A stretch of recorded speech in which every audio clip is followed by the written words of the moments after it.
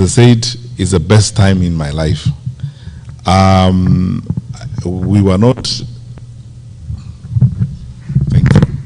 We were not the most, perfect or ideal group of people, but by God's grace, we were able to do much. And then I got to know the country in ways I never knew it before I went to public service, and enjoy and love my people more than I loved them before I came in, because I came to go into people's lives. You meet ordinary people and their experiences on a day-to-day basis.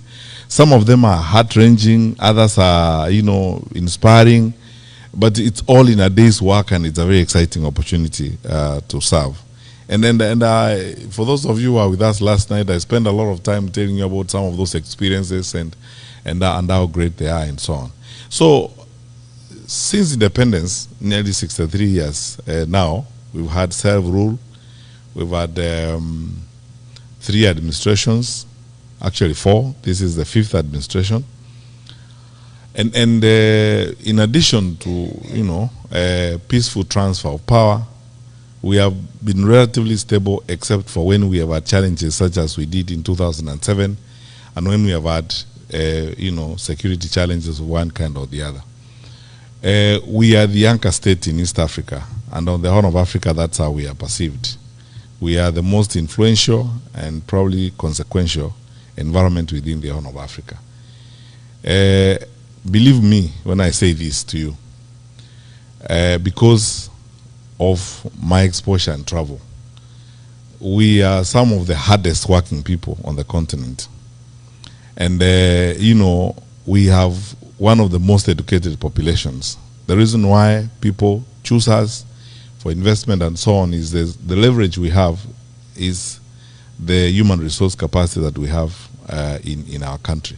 So by and large, because I always start by telling people that even when we have political contestations and challenges as a country and as a group of people, the last thing we can do is talk down our country, because our country is our only home on earth, and we have a patriotic duty and a citizenship responsibility to always ensure that we draw a line between country and the leaders or the administrations that will come and go and that will change from time to time.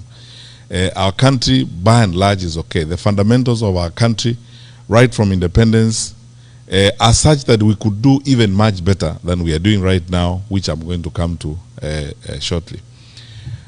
But I have to say this to you, and if I didn't, I will be lying to you. We have very fundamental challenges in our country right now. I, as somebody who has served before and served in a very sensitive responsibility, I hate to break it to you, but this is the truth. I think our country is very close to the cliff, and we are facing very, very serious challenges. When you see the level of violence in the country, when you see citizens hijacking a police vehicle and driving it around, the anger and pain and frustration down below is unprecedented. I have not seen it before. Those of you who have come from Kenya recently, you can bear me out on this. The population is angry, frustrated, and especially disappointed because of unfulfilled promises, constant piling of lie after lie, failure in critical sections of our society and our economy. The challenges we are facing now in the education sector, nearly chaotic. No one knows what's going to happen next. Capitation not going to schools. I am told, because I speak to a lot of principals these days, that the schools are going to close a bit early because of budgetary challenges and so on. All these are signs of state failure. But the one that worries me most, and the one that should worry you most, is one, that level of violence. And you are Kenyans, I'll be very candid with you. How Mungiki, how Sungusungu, and all these violent groups came up is they started, first of all, because the formal state failed, the informal state took over. So as a result of the violence and the recklessness that we have seen from the formal state, the vigilante industry is going to start growing. And if the vigilante industry grows, it means we are setting and moving to an element of anarchy. That happens when our leaders are making excuses, and saying, it is this tribe or that tribe. It is the Kikuyus who are trying to destroy government and so on. I said in public the other day when I was in Kiambu that, you know, this has been essentially a history of excuses. In the first year of the administration, they said it's Uhuru and his administration that left us empty coffers, that didn't do anything and so on. Whole year. The following year, it was Raila and Asmio and the Luos who are bringing maandamano and causing problems. Whole year gone. The third year, it is ni Wakikuyu wanataka kuharibu serikali. The fourth year, it will be ni Wakisi na Wakamba na Waluya wanataka kuharibu serikali, and so on and so forth. That's why I said there's nothing wrong with our country, except that we elected through a democratic process incapable leaders who clearly, sometimes you wonder whether they had a plan to govern or they had a plan to do something else. Because if they had a plan to govern, we will not be in the state in which we are. And now, I want to answer the first question, Kathy, you asked. What would be the difference? I want to be absolutely frank with you. I am here and I am interested in running because I believe that I will offer better management and better coordination of government than what we are seeing.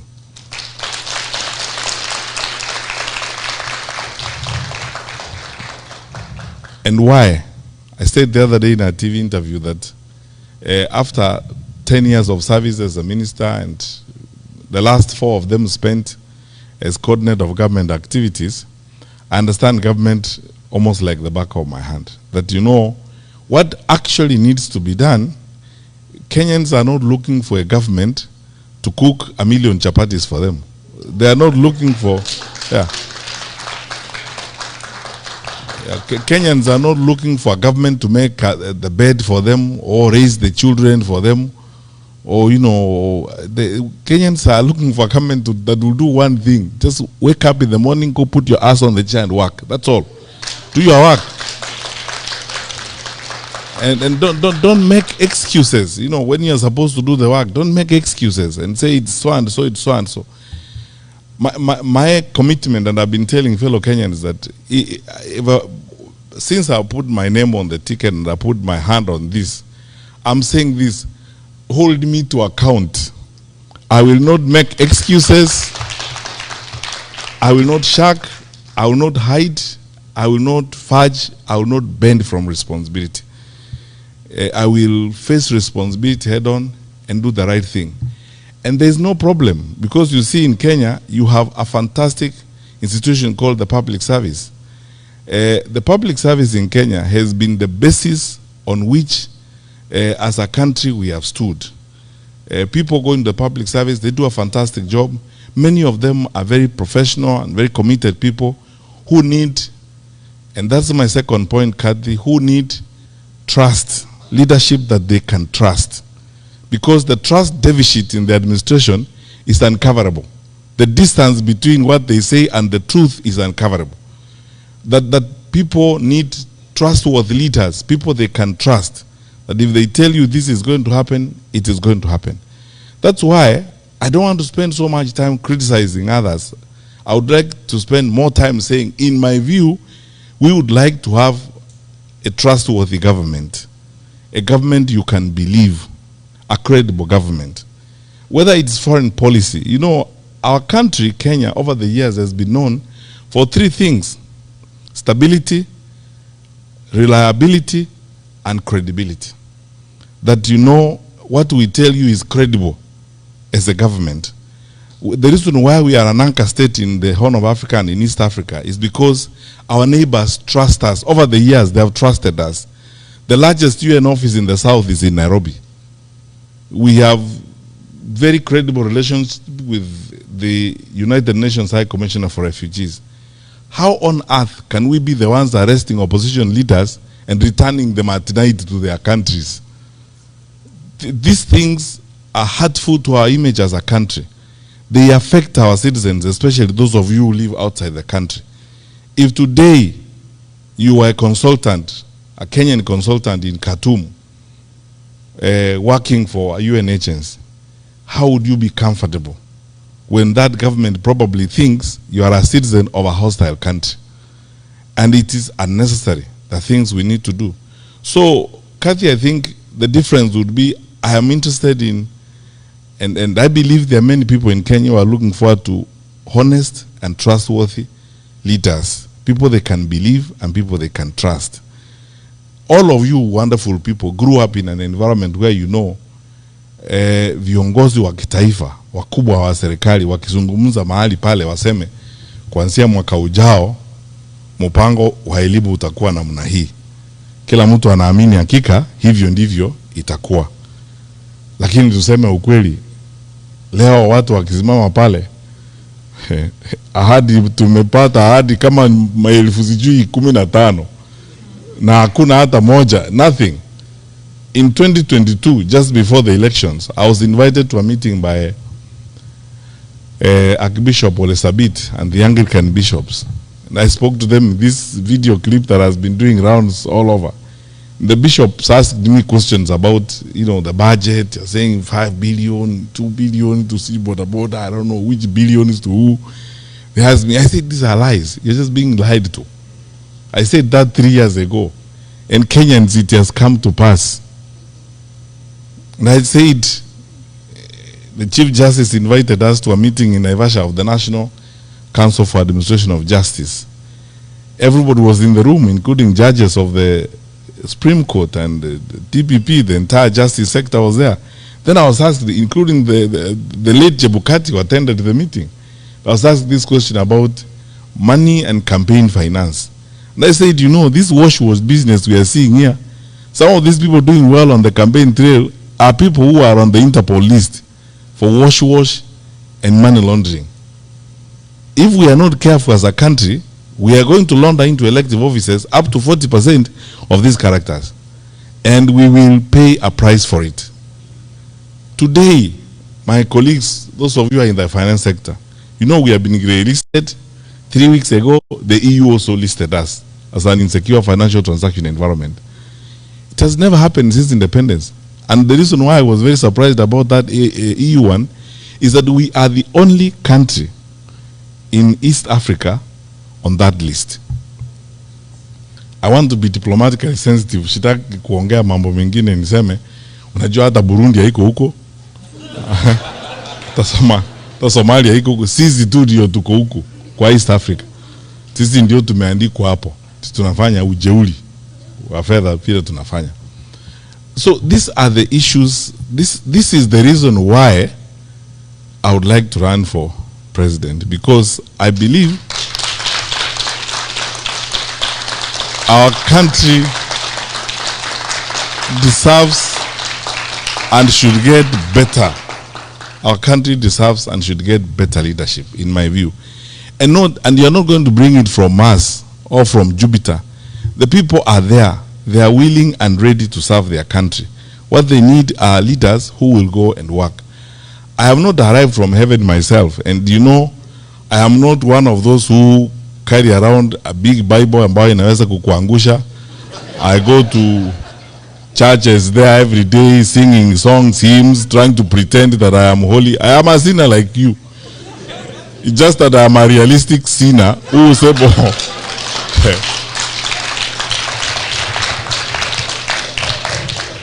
who would like to do his work and get his work done. That is it. Who will not make excuses when I'm supposed to deliver services, and who is willing to level with the people of Kenya and tell them the truth, as it were. We know when Gen Z happened, the demonstrations against Finance Bill 2024 in June 2024. First of all, I asked very many people, and you know, the privilege I have is that you cannot hoodwink me. I think, as someone said in this room, the late John Mijuki and myself are probably the most consequential ministers of security in independent Kenya. I was there for 5 years. I know our capacity and I know what we will do. How was our parliament overrun in broad daylight, and parliament is 2 kilometers from State House? So, and then MPs were scrambling for life. What is shocking to me to this day, honestly speaking, and you Kenyans, I mean, this is something you should ask yourself questions and answer. no one has asked the question, what actually happened and why? Because in ordinary circumstances, we should have had an all-parties parliamentary inquiry, where all parties come together, have a parliamentary inquiry. In fact, if I was president that time, I would have worked with the leader of majority and worked with the speaker to have an all-parties parliamentary inquiry. Why? It would have given me an opportunity as president to listen to the Gen Z and to have an opportunity for them to ventilate so that I understand what is actually going on, have the parents come there, and it would have given us an opportunity as a country to do deep dive and soul searching on what we had not done that caused Gen Z to get to that point. So we did not do it because viongozi wa kitaifa think they know everything. Then 25th June came, 2025. We lost more lives. Then Sabasaba came. We lost more lives. And my brothers and sisters, we cannot continue that way. That is not how we are supposed to live. And in all that, you can see irresponsibility, dereliction of duty, recklessness. And it's best demonstrated by the language you have heard leaders use and the sentiments that you hear leaders using.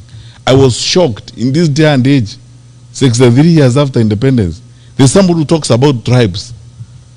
Where do you live? I mean, those things, nobody talks about those things anymore. I asked some friends last night where we were having dinner. Which one of us goes to hospital in Kenya and you are sick? You are very, very sick. You are shivering in your car. But then you ask people, please check on the list, what's the tribal background of the doctor on duty before I go in. Because you just get in, you are treated, and sometimes you don't even know the ethnic background of the fellow who's treating you. But until you are treated, you go away. Why should it matter? When you walk to a bank, for example, in Kenya, you go to Equity or a family bank, you want services, you go to the teller.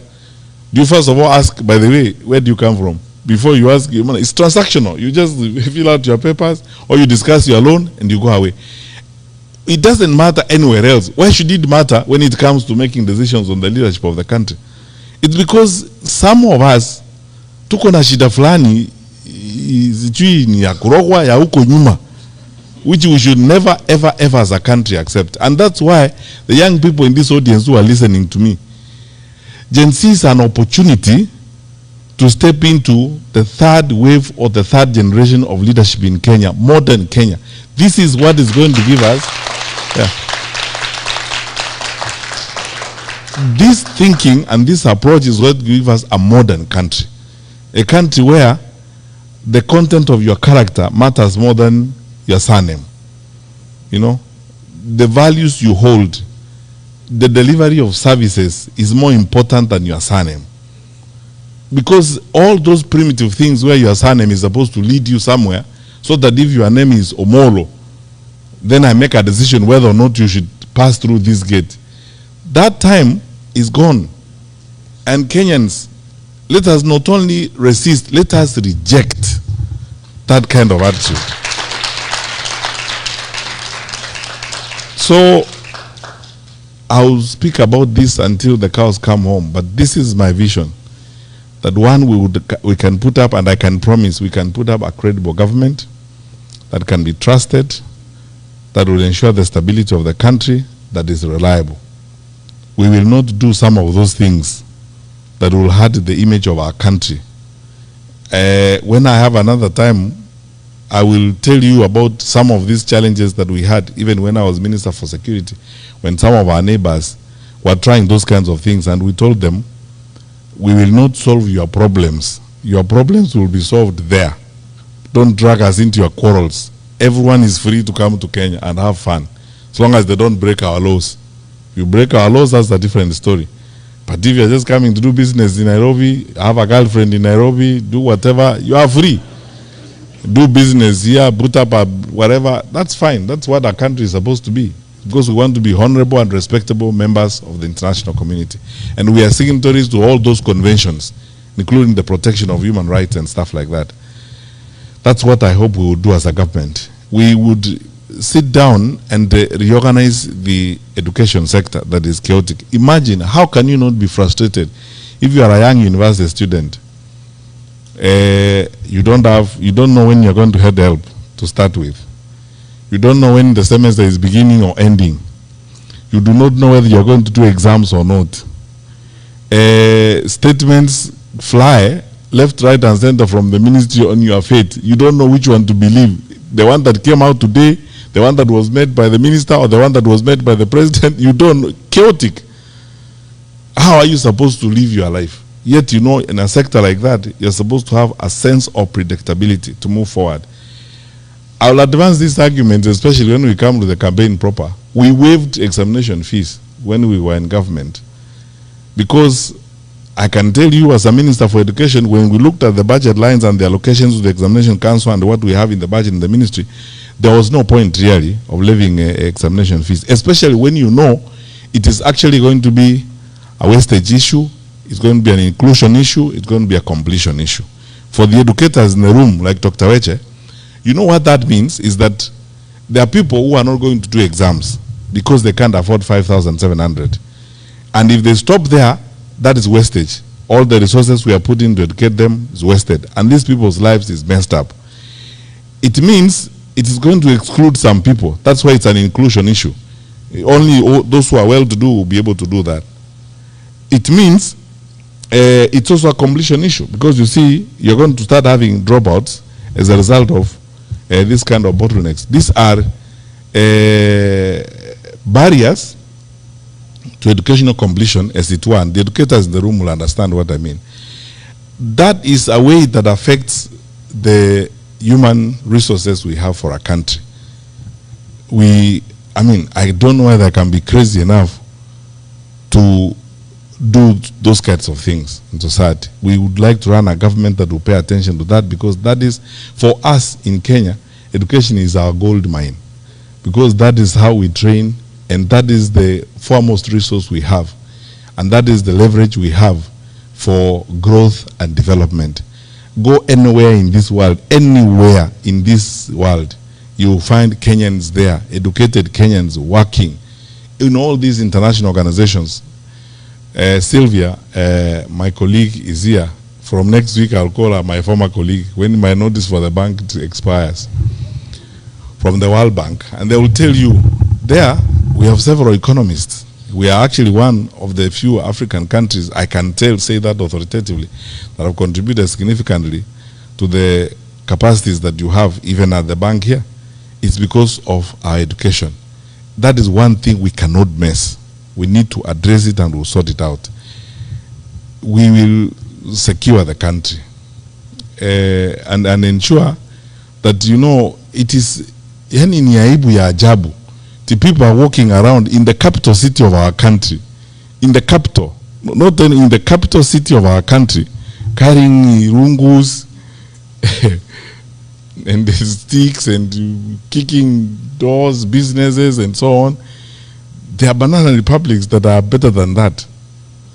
We cannot allow that. My brothers and sisters, let us all come together and ensure this does not happen as we go forward, so that we strengthen ourselves and strengthen our country. But you know,